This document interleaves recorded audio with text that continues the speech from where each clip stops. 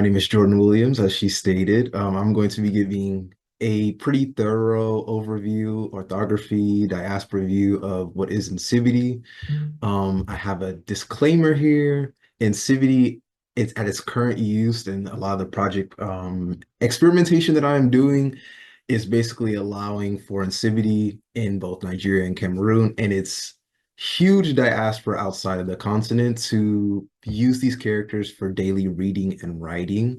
There are instances of this being used for public communication, despite a lot of the public information surrounding the script is geared towards more so its ancient ritual use, and it was used more so for upper class and elites for liturgy and other ritual means that were also means of public communication as well. These characters do fit into a lot of rhetorics and religious uses that sometimes today in the continent can cause a lot of conflict. So a lot of the project work that I'm doing helps like pluralism for the large amount of people that will be using the script, whether they're Christian, Muslim, traditionalists, and otherwise. This is just a quick disclaimer showing that these characters are very versatile in their philosophy and application. This is just a very quick overview of who I am and what I do. I have a lot of work and project experience with Nsibidi. Although Nsibidi is being revived in recent years, it's been almost extinct due to a lot of hardship, the slave trade, colonialism, lack of government investment and funding, just overall a lot of different things. But I've done work on anthropology, cultural research, linguistic research. I'm currently working on Unicode proposal work with this with a few members within the Endangered Writing Network, as well as other members outside of the network to make Nsibidi a long-term theme. Very similar to what Mr. Hunt was saying, time and patience is definitely needed for any of this kind of work because I've definitely gotten a little bit frustrated over the years. Um, so yeah, I've done some album cover work with several different artists. Um, it's even been featured. Well, this is an AR presentation I was doing on the work as well. I'm trying to get more awareness about it because a lot of people don't know anything about the script, or there isn't a lot of information on the script itself. I've been featured in local news in Nigeria as well. The writing system has been featured in Black Panther, the movie, along the columns of the palace, in writings, in the city itself. Lots of huge steps for the writing, but still a lot of people don't know what it is, how to read and write it. And it's just a lot of vague questions I hope to answer with this presentation and other resources. I also have been making fashion and inspiring other people to do so as well. I don't want to show all the different video clips just for the sake of time, but yes, it was in the movie as well. I'm trying to see if I can zoom past this. Yes, so the script it originates in what is in Nigeria and Cameroon today. Before these political boundaries were placed by Europeans, there was a large network of people who had Ekbe. Ekbe is or Mbe or Congo. There's very several different names for the society that existed for trade, social events, lots of different things, liturgy that exists in Nigeria and Cameroon. This script was originally used for documenting ritual events as well as sharing and intercultural communication despite the lack of one unified language. It quickly spread and gained popularity in the area, forming various different epicenters of lodges and character types, forming what is now today known as the Ekbe Society. Some of the oldest recorded events of this writing are dated to be 2000 BC, but some people argue that it's far older, dating back to 4000 to 5000 BCE. There are various different forms of Nsibidi. It's not just writing in itself. There are gestural symbols made by the hands, eyes, and other parts of the body, as well as chants that go along with the characters. The characters are the most seen. as any writing system would be. So there's a lot of different debate on, oh, people are like, oh, Insivity is just writing and this and that. I want to inform the public that there are many, many, many different forms of Insivity. This is a leopard hunter in the Congo, actually, which is said to be the proto-generator of a lot of Insivity, is from hunting expeditions. So hunters, when they're in the bush, would need a way to communicate without verbally talking in order to, not scare away the animals that they're hunting. They would make certain gestures and signs to, basically give and notice to the other hunters in the area about where something is, as well as these will later be used for masquerades within the culture. So these are some of the material items that I'm going to be showing.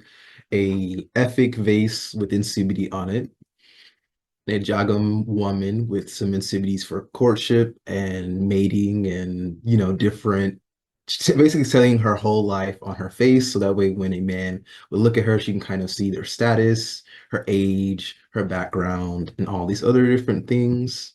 Bakor monoliths, which part of this is huge because a lot of these have been destroyed, stolen, or not kept because, governmental issues, superstition, and other different issues in the area. Anang masks, which are used for Ekpo or Efik and Ibibio rites of dances and plays within southern Nigeria. Calabashes, so these are written on gourds and calabashes as well by the Ekwe people. An Ibibio play mask, which also has these writings on them. An Oran Nkanda mask, which also has these writings on them. And Igbo Akara cloth, which is some of the last of what we have as Nsibidi material culture, some of the most common as well, because the cloth has been used not only on people, but ritual items, the backdrops of lodges, and many other various cultures that use and still export and create Akara cloth. However, Akara is endangered because only one village in Izilo village makes these cloths, and it's for a huge network of people. And also due to the advent of cheaper Chinese made cloths, which imitate these, but they don't exactly use the exact correct symbols. It's been an issue because a lot of people can buy the cheaply made versions, but don't really support the indigenous creation processes, which can pose a threat to the material culture. So here's the backdrop of an Arachuku Ekbe Lodge with like a bunch of the symbols. There are so many different symbols in Arachuku that these have been basically said to be the epicenter of the culture, despite that not being the case. It's just that a lot of the material culture now has been seen in Arachuku today. So yes, it's been on people as clothing material as well. The backdrops of lodges. And this just goes into the process and the overall etymology of the word okara, which comes from the word ukat, which means to wrap or encase something. So Nsibidi as ideographic. Nsibidi is not a phonetic script in the traditional sense. It's built of components which are paired together, very similar to Chinese writing, which individually they have their individual morphemes, which are combined to make more complex ideas, indicating war, peace, a meeting, priesthood, a tree, a meeting place, and various different needs depending on the culture that's using them. Sincerity has logo graphics, so I decided to make this little mock-up so you kind of see how the pattern of characters follow. This is the character for water, so I'm pretty sure you can guess which one is ocean depending on your interpretation of the characters. A lot of these characters often seem complex, but I've broken them down and have been teaching them to younger audiences who they're pretty good with picking up the patterns with Nsibidi. Nsibidi is very, very rich in its use in not only portraying single ideas, but multi-layered and multifaceted ideas as well. So where you might see one symbol that, of course, everybody knows its basic mundane meanings and use, depending on your initiation and level within Ekbe society, you can know more about folk tales and lore surrounding an individual character, having this dual function within the society. As an African American and Cuban myself, I decided to incorporate some of the Abaquai uses of Nsibidi because we do know that, unfortunately, due to the transatlantic slave trade, many of the people within the area were taken and basically sold and spread throughout the New World. Epicenters of these areas include Haiti. Cuba is the hugest because they have Abaquai, which are networks and members of royal court members, priests, and several other different parts of Ekbe who were sold to the West and basically brought to Cuba and operated Abaquá under secrecy of Spanish colonialists. So as layered communication, there is public and private instances of this, basically to make sure that the culture didn't, die out because of infiltration, abuse, and lots of other different things. But Infinity has been used for education. It has been used for law and order, communication, religious practices, clothing, and various other different means. Within Abakwa culture, Abakwa is known as Nyanyingo on the island, which in some cases this has been out of play because it's been associated with criminality due to Spanish colonialists associating anybody with masked masked masquerades and stuff like that with the uh, devil liturgy in pre-colonial Spain, with Catholicism and other different things like that, rather than seeing the Abakwa Ekpe members as the venerated ancestors that they are within African culture. They were seen as criminals because they were wearing hoods, they were moving around under the cover of night, lots of different things that kind of demonize the culture to the point of being called diablitos on the island, which means little devils.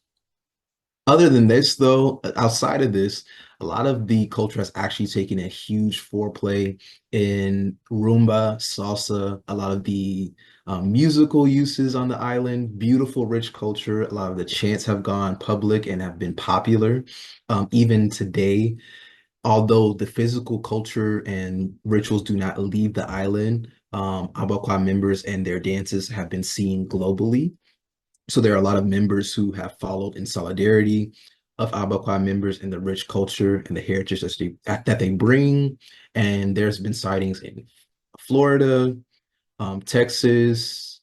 I've seen a few in Europe. I've even seen an Abakwa play in Japan, which I'm actually very, very surprised to see. Lots of the cultures moving around, lots of amazing just communication and participation in this culture that's allowing it to thrive outside of its homeland. So I'm going to get into the nitty-gritty of actual Nsibidi. So Nsibidi is comprised of radical morphemes. I'm using Okara cloth because, as I said, these are some of the last material instances we have of the writing itself. Radical morphemes are the base or the building block of graphic Nsibidi characters. The Nsibidi characters as radicals give clues and context to the character. For example, we see the character here for elder throughout various different, I call them ekebe or square quadrats within cloths. Traditionally, they're called Efe Okonko, which means the house of the Okonko means the masquerade or the Ekbe society. It's an Igbo name for the masquerade society, but there are many different names. So you see here, there's the character for elder, elder, and elder. So they depict various different rites, stories, and narratives within Ekbe society, which, as I said earlier, depending on your level of initiation, you understand more and more about what's happening in each of these individual scenes. Here, for example, I will break down these characters as this most simple part of it would be a simple ideograph. A single symbol representing a concept or an idea, which here we have the character for sun. Next to it is its modern or simplified instance, which I've been trying to create a font, and well, I've done so, but it's being added to as we find out more.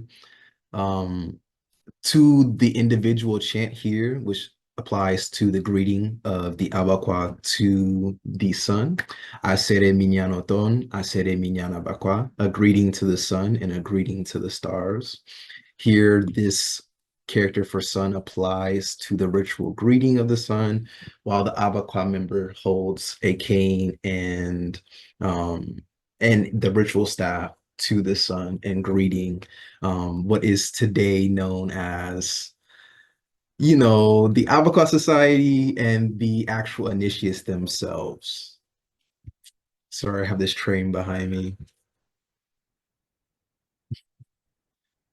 Uh, So there are also the compound ideographs as well. As I said earlier, there are these components that combine to create more complex ideas that are applied in Abaca Society.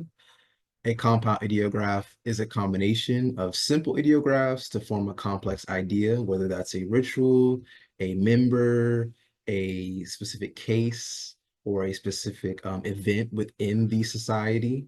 And the fact that Abakwa itself, far removed from today Nigeria and Cameroon, still survives and upkeeps a lot of these rituals is a testament to the beauty of material culture within diaspora communities. Every one of these characters still applies to the culture that was taken. Here we see the characters for Elder and Stick to represent an Abakwa member. Here in that case, it is the Aberinyan Aberisun. Aberinyan means the opener of the waters. Aberisun means the opener or the executioner at the shrine. So here, this is a member who represents the executioner of the goat. The Ireme holds a Escoba La Marga in the left hand, and then holds a bat to slaughter or execute the goat in the left hand. Oh, sorry, the right hand. And then the character for the goat itself, I kind of cut it out here to showcase the components of this character, but it's on the back of the Itamusun, which is the cap of the Ireme.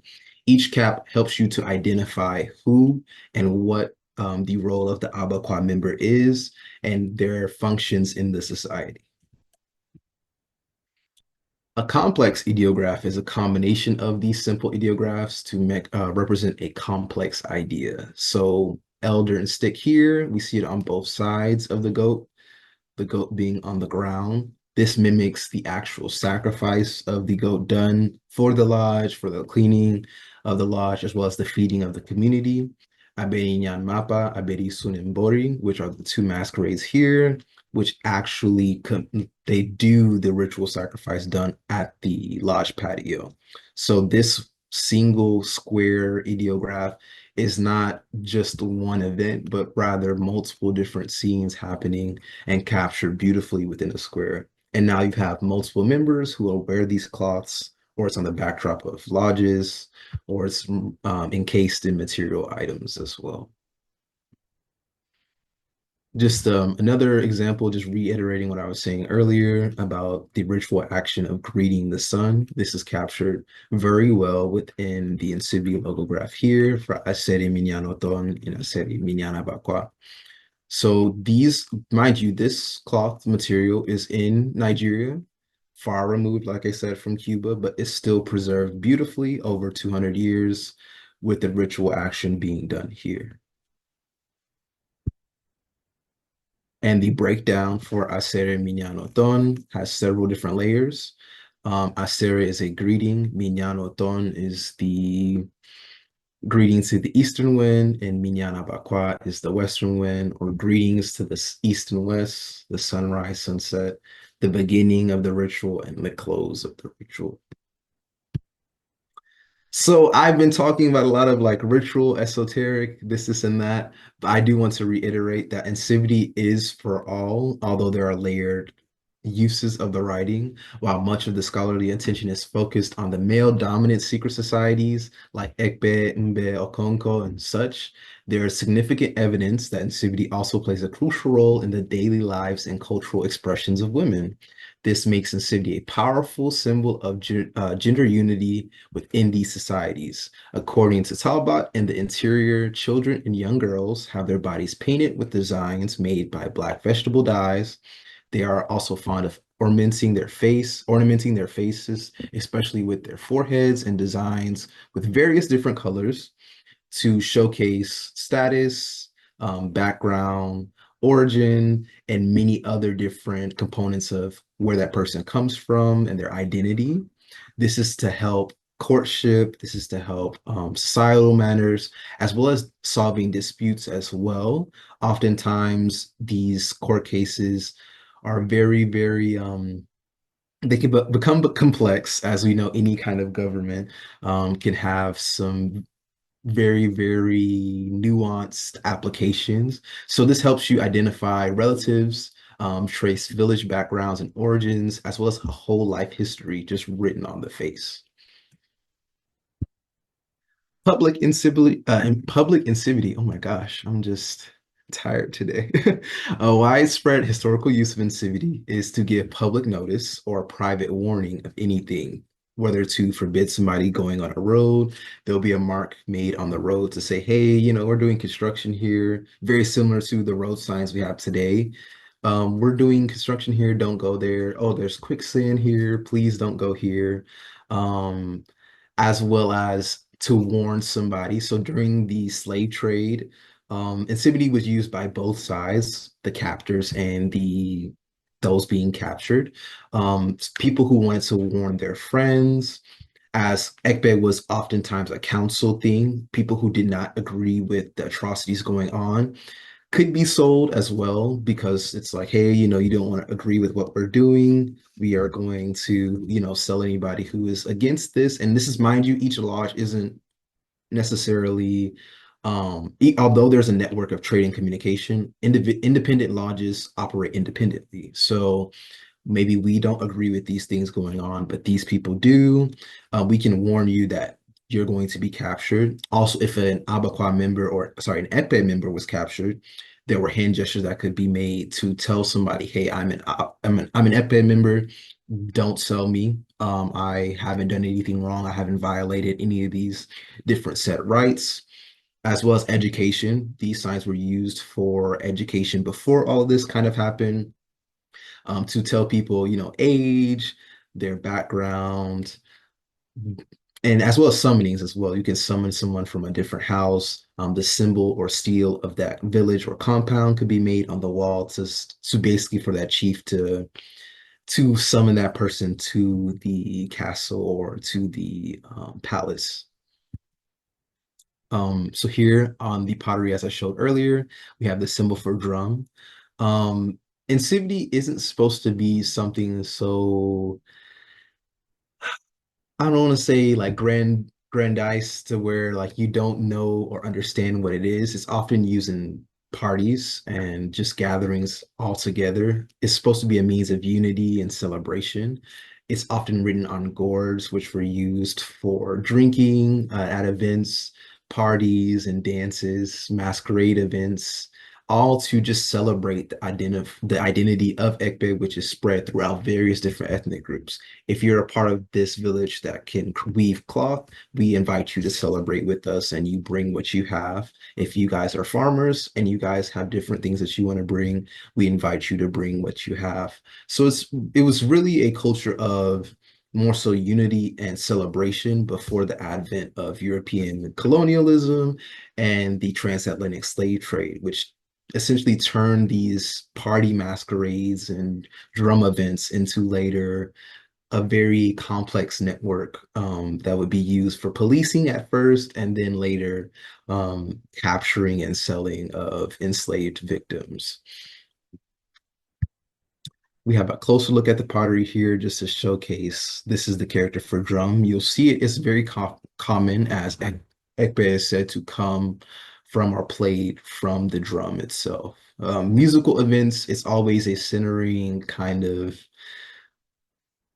point of the society to just come around and just enjoy music, to enjoy the company of people, to enjoy the wide network of the culture that became very popular in the area. Here as well, you kind of see a simplification of these characters as, cloth can be very, very complex to weave. These still survive on textiles, on monoliths, and all these various different other instances of the material culture. The ekbe drum being some of the most important of the characters itself, indicating the status, the uses, and the stories of an individual community. Private Nsibidi. So as I was saying earlier, private Nsibidi is known as the esoteric component of the characters. It's used for sending secret messages as well as some ceremonial purposes among several different groups. A lot of these aren't written down for public consumption or are typically restricted to initiated members and are used to convey messages relating to spiritual matters and society secrets. I do have a video of a masquerade here. This isn't exactly all of the characters I want to, or the masquerade liturgy I want to show.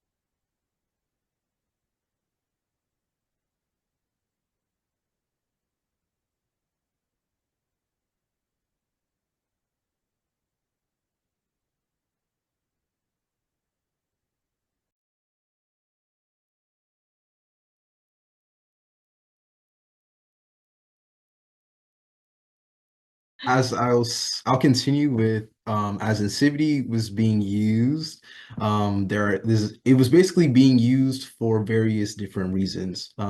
The primary use is for the enjoyment of the public as well as upkeeping social justice. So you kind of want to make sure no one is doing anything wrong. Um, to kind of upkeep, the law that's supposed to be upkept in each individual community. And if someone's violating this, you need a means of communication that can quickly and discreetly deal with those issues while not causing an uproar for the entire community.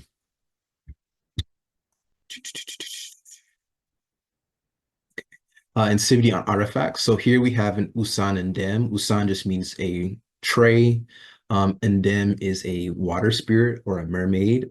This is a ritual dish that is decorated with the figure of the mermaid. Here it's Udamian or Udomian, which is the think of a Venus figure within Nigeria, particularly the Efik, any BBO cultures. Well, Efik cultures, they have Udamyang. On the sides here, we have gourd, person, join, the snake person, or the fish person. So literally a meeting or communion with the water divinity. Oftentimes, these depicted scenes. I don't know if anyone here is familiar with the Benin bronzes. Very similarly, these dishes would have the portrayal of different events. It's like court events, ritual events, mundane uses around the palace, but oftentimes with the advent of, European colonialism, eventually some of the figures would have, like here we see an English style crown on the top of Udamyang, which is symbolizing the trade at the time with the British. So Beautiful, rich culture is some of the last instances we have of the material written culture of Nsibidi being used, as well as this character for Gord is very, very popular within Abakwa because Abakwa culture still venerates the water spirits in the culture with the syncretism of Catholicism, whereas a lot of Nigerian and Cameroon Ekbe rites have either been removed completely for show play or have been Christianized for the sake of just basically making sure they're not destroyed.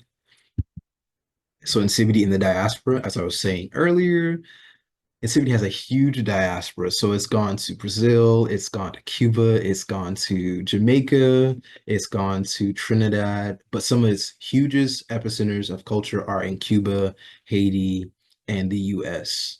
So it doesn't necessarily survive in just one area, but there are varying different levels of cultural retention depending on the area. In Abakwa society, which has its direct roots in Ekbe or Mbe, the use of the symbols are used in regalia, rituals, and communication for the Ekbe society, preserving cultural elements from their pre-colonial past.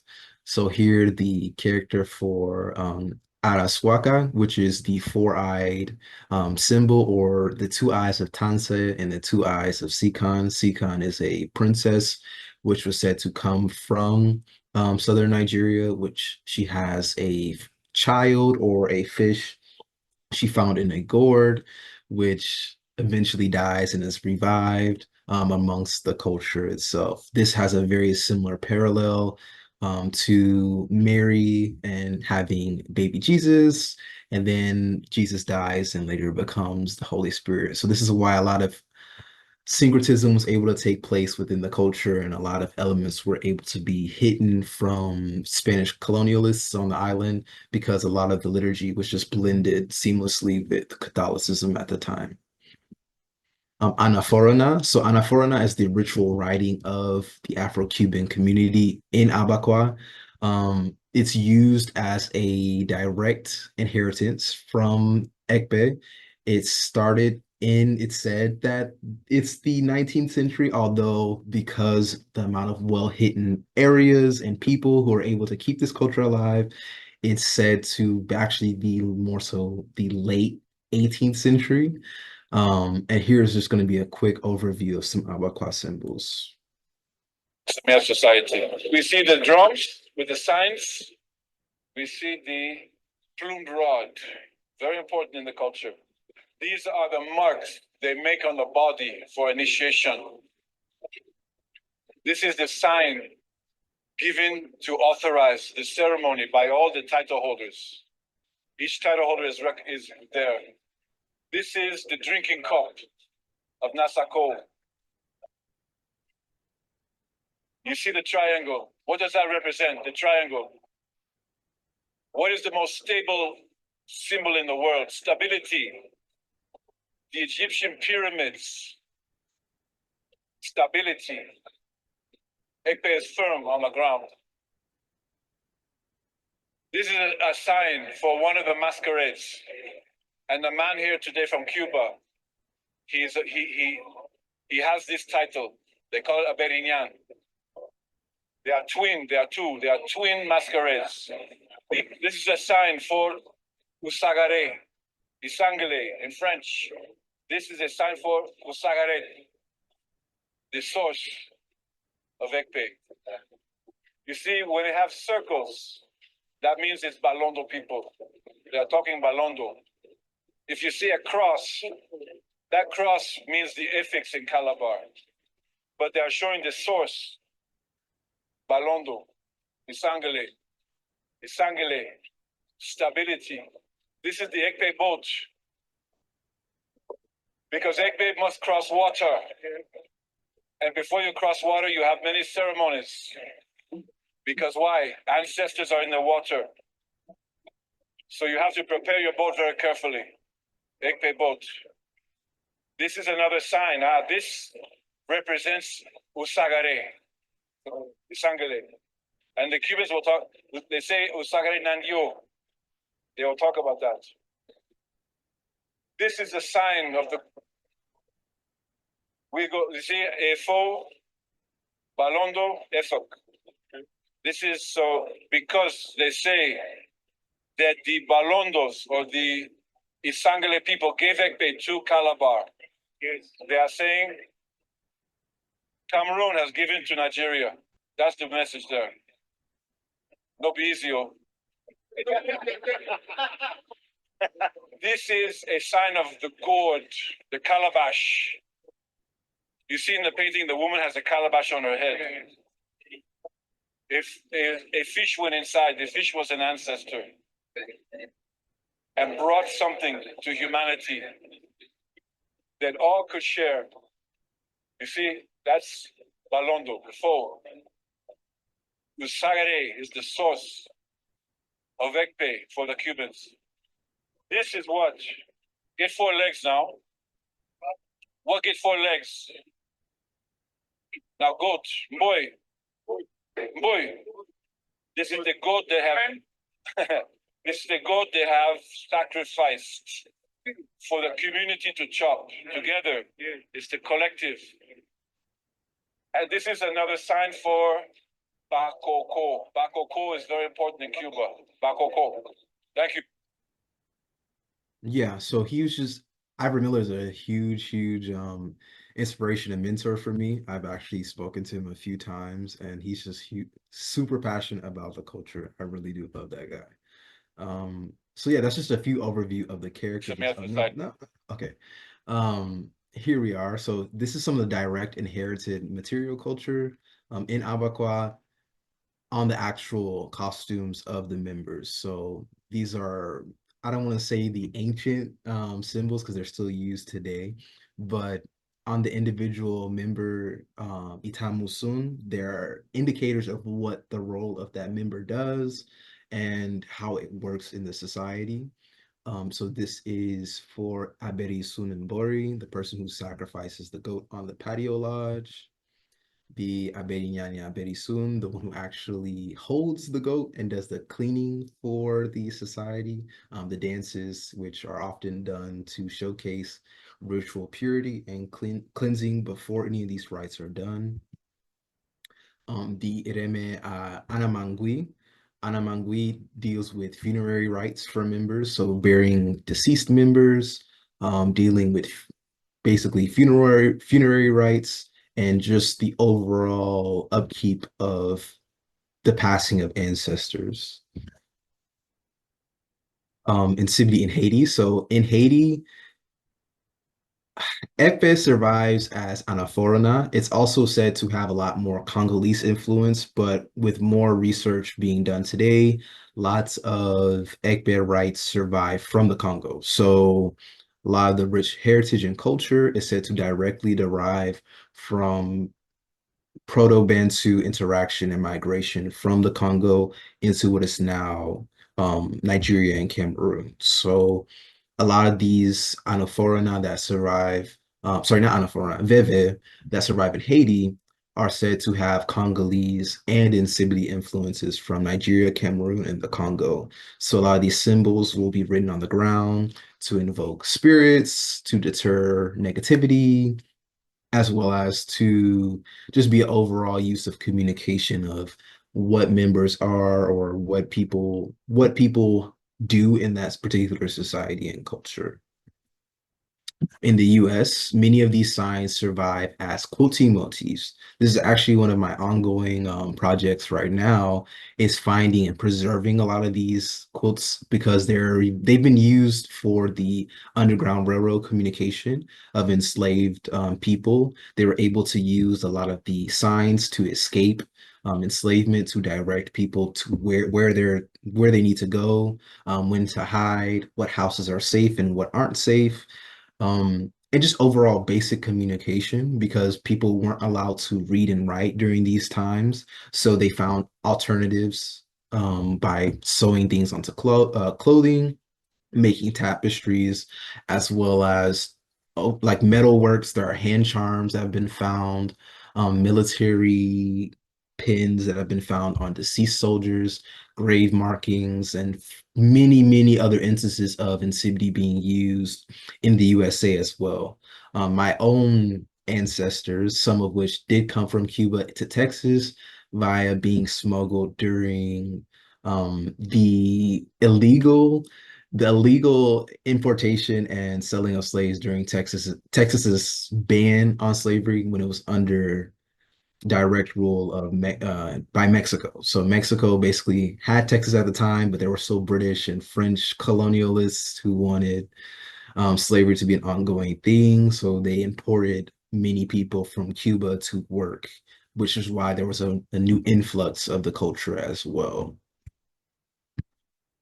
Here we see on the Black Panther opening premiere poster, there are some instances of surviving Nsibidi as well. So here we have the character for Moon or Wealth on the Usan and Dem that I showed you guys earlier, or it can be Congress and Meeting as well, because a lot of these characters have overlapping meanings. It's being seen here as well on the bottom of the poster, as well as a few other symbols. I see entry, unity, celebration, and exchange. Yeah, so here are just a few instances of those. And this is a few of the pictures as well I want to show earlier. There are a lot of endangerment with a lot of these artifacts due to a lot of superstition going on or lack of funding or a combination of both. Unfortunately, due to a lot of Christianization in modern era, a lot of intolerance has happened with the culture to where a lot of it is associated with witchcraft or demonic activity, which causes people to basically panic and destroy ritual artifacts, or some of them are stolen and sold to the West, or a lot of them are just deteriorating from the lack of upkeep. So this is just a combination of a lot of tragedy, which is why I also am very happy to give you guys this background and presentation in hopes of preserving these monoliths and other material forms. Recently, as far as a month, 2 months ago. These luckily these are sculptures, but still it's very concerning. The monolith roundabout in Calabar was replaced with a statue of Jesus Christ after people were basically saying that the statues were a meeting place for witches and that the monoliths had posed some danger to the community. Whereas this, of course, the majority of people in the area do not believe this. They actually have a lot of pride in the culture, but there are a lot of, influential people in power who basically convinced local leaders to remove them and replace them with the statues of Jesus Christ, which can be concerning for someone like me coming from the diaspora, trying to come home, trying to showcase this beautiful culture to other people. And just overall just share, hey, this is a beautiful culture, but if it's not there anymore to see, it can be an issue for those of us in the diaspora. So yeah, I believe, oh yeah, one more slide. So in Civity for Everyday Communication, my overall goal is to make this more so widely available to people. I've been working on a font, though I am very alone in my effort. I have a few friends that are trying to help, but it's been very, very hard. We have Victor Epic here as well. His work is very, very famous. A lot of his artwork has been seen throughout various different communities, showcasing different challenging political and social issues, as well as showcasing the beauty of Nsibidi. I've made flashcards here. This is a Catholic school teaching a few of the characters. It was a girls' Catholic school, I believe, so a lot of them were able to write. This is Queen. These two characters are Queen here, and this is Love. So it's just always beautiful to see. I've also made some road signs. This here is for handicap parking, showcasing it. It has the potential to be used in everyday communication. And I believe that's everything on my part. Thank you so much, you guys.